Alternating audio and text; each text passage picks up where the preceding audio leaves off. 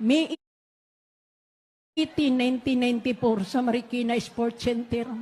Ako'y may karamdaman na sakit sa puso, sakit sa matris, sa aking kamay at mga paa.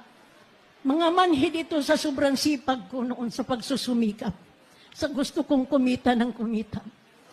Nandiyan yun, lagi ako nagpapadoktor para gumaling ang aking sakit sa puso, aking matris na yan. Hanggang sa mga espesyalista ako lumalapit. Nung katagal-tagalan napunta na ako sa Mang Rodriguez.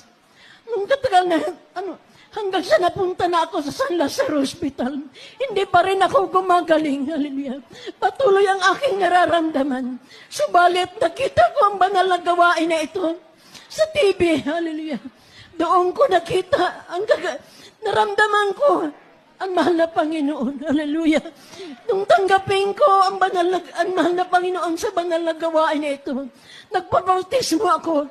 Hallelujah, simula 1994. Ang aking sakit na aking nararamdaman, ito'y gumaling na hanggang sa gayon, hindi ko nararamdaman. Maraming salamat po, mahal na Panginoon, sa gagalingan. Hallelujah. Ganon din po, hallelujah. Nung hindi pa ako nakakilala sa mahal na Panginoon, wala akong kapayapaan sa puso't isipan. Nandiyan, nagiinom, nagsusugal, nagmumura. Hallelujah.